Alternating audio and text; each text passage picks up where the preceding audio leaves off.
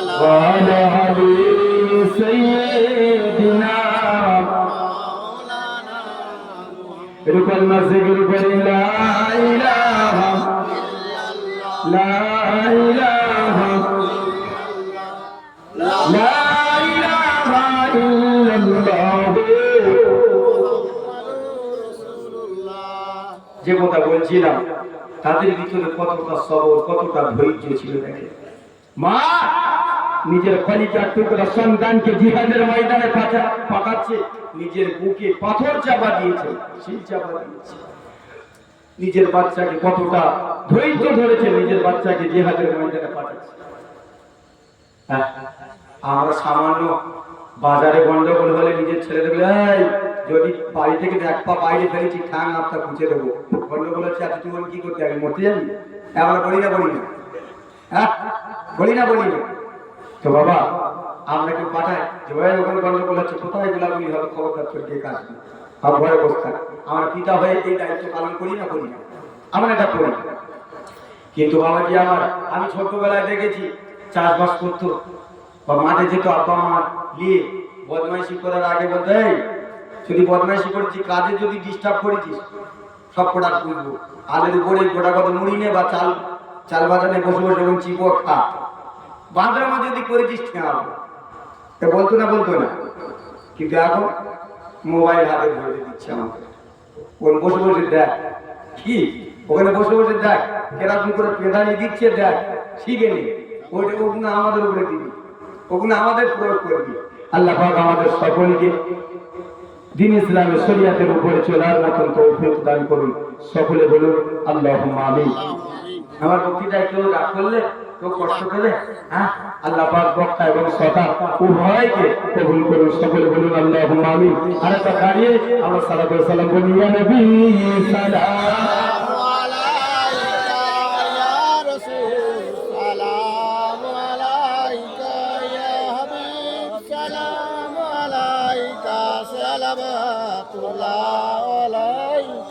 জিবরাইল দিলো যে আওয়াজ খুলে দাও আসমানের দুয়ার এসেছেন নবীদের সরদার করে দে মাওলার দিদার ইয়া নবী সালাম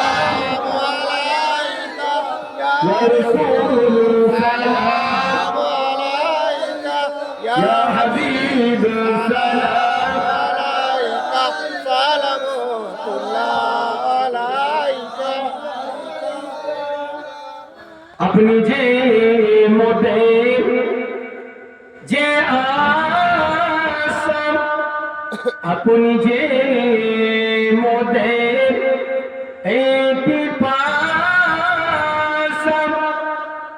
ওই দিনে সবার যে আশা আপনি যে মোদের ভরসা ইয়া নবী সালাম আলাইকা ইয়া রাসূল সালাম আলাইকা ইয়া হাবিব সালাম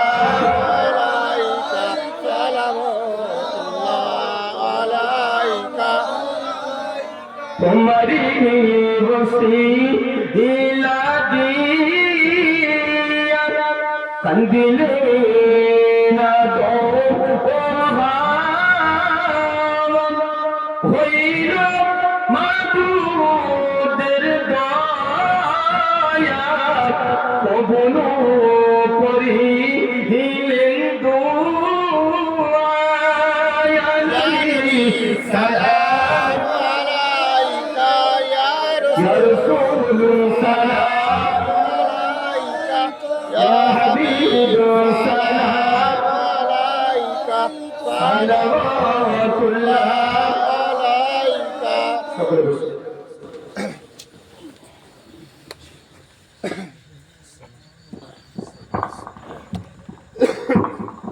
درشد اللهم صل على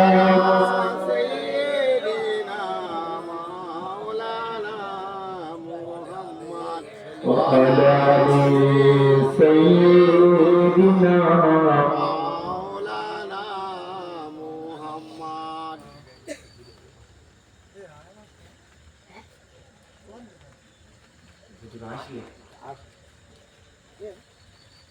না না কালকে খতম হয়ে গেল, কালকে দোয়া হয়নি, ওই জন্য উনি করবে। না না উনি করবে, আমরা করে দিতে বলেছি। আচ্ছা আচ্ছা, তুমি আসবে তো? হ্যাঁ কখন আসবে? একটু তাড়াতাড়ি আসতে হবে। তখন আমি দু চার কথা বলছি। হ্যাঁ দোয়াটা সাজি তোমার করতে হবে। আচ্ছা স্যার, কালকের একটা খতম হয়েছে, সেই খতমের ভাবটা ঠিক আছে। একবার সকলে উচ্চ আওয়াজে বলি শুরু বাংলা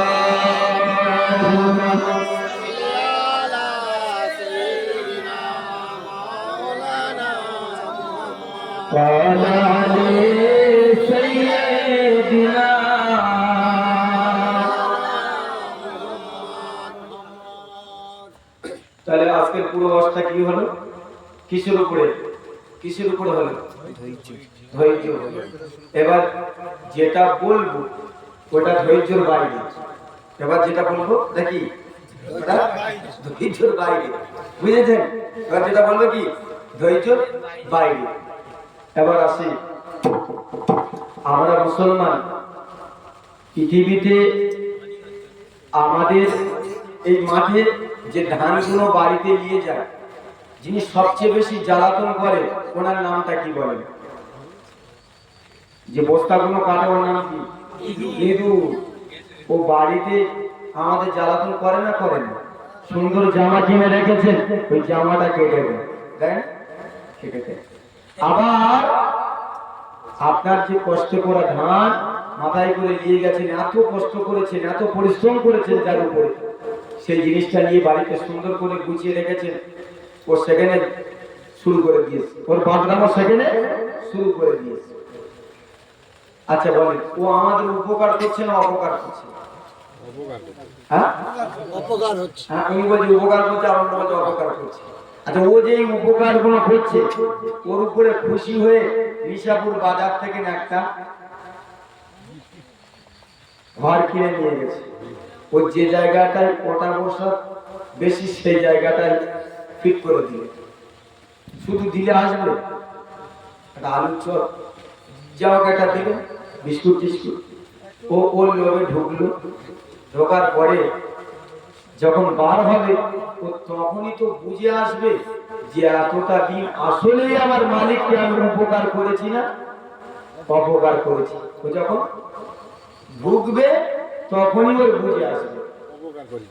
আমরা যেদিন ওই 3.5 জায়গার ভিতরে ঢুকবো সেদিন আমাদের বুঝে আসবে আসলেই আমরা দুনিয়াতে আমাদের মালিককে কতটা উপকার করেছি আর কতটা অপকার করেছি।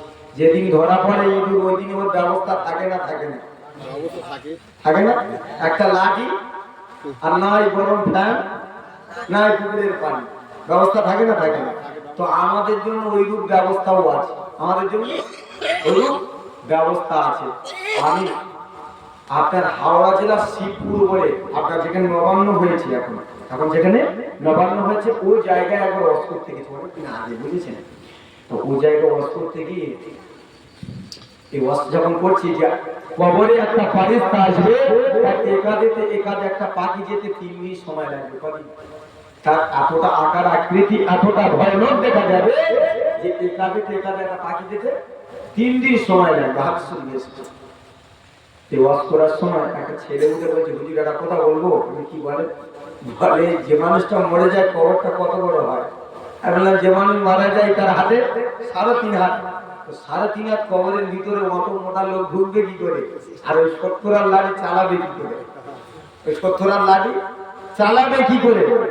আমি তখন মোবাইলটা বার করে নিয়ে বলি, তুই দাঁড়িয়ে একটা ফটো তুললাম, ফটোটা তুলে বললাম এটা কি দেখা যায়? বললো ওটা তো আমার ছবি। তাই বললাম মোবাইলটা কত বড়? বলছে 5 ইঞ্চি। তাই 5 ইঞ্চি মোবাইল, বডিটা কত বড়? বললে 5.5 ফুট। আমি তো 5.5 ফুট বডিটা 5 ইঞ্চি মোবাইলের ভিতর ঢুকলো কেমন করে? ও বলছে ওই যে ক্যামেরা সাহায্য যায়, তো দুনিয়ার ক্যামেরা যদি 5 ইঞ্চি মোবাইলের ভিতরে 5 ফুট বডিটা ঢোকাতে পারে, আমার আল্লাহ সূচের ছিদ্রের ভিতরতে সারা পৃথিবী ঘোরাতে পারে। হ্যাঁ, পারে না? পারে না? আমার আল্লাহ সূচের ছিদ্রের ভিতরতে সারা পৃথিবী গোলাতে পারে। অর্থাৎ দুনিয়া আমি আপনি কেউ থাকবো না, থাকবো।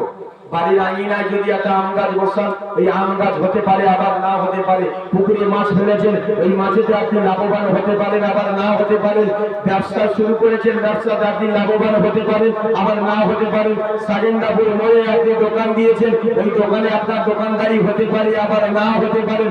সন্তান জন্ম দিয়েছেন, ওই সন্তান আপনার কোথায় চলতে পারে আবার নাও পারে, কিন্তু মরণটা হতে পারে। মরণ লাইন হ্যাঁ, মরণ লাইন কি? মরণটা হবেই হবে। মরণটা কি? হবেই হবে। কুল্লু জাদিদিন বাল, এসে এসে এসে কুল্লু জাদিদিন বাল। আজ যেটা নতুন আছে কাল সেটা, আজ যেটা নতুন আছে কাল সেটা পুরাতন হবে। অর্থাৎ কুল্লু হাইয়িন মাইয়িতিন, প্রত্যেক জীবিত একদিন মৃত হবে, আর প্রত্যেক নতুন একদিন পুরাতন হবে। তো আল্লাহ পাক আমাদের সকলকে বক্তা এবং শ্রোতা উভয়কে আমল করার তৌফিক দান করুন। সকলে বলুন আল্লাহুম্মা আমিন। সকলে আউযু বিল্লাহি বিসমিল্লাহর সাথে সূরা ফাতিহা একবার পড়েন, সূরা ইখলাস তিনবার পড়েন, একবার ইস্তিগফার করে নেন। আউযু বিল্লাহি মিনাশ শাইতানির রাজিম, বিসমিল্লাহির রহমানির রহিম।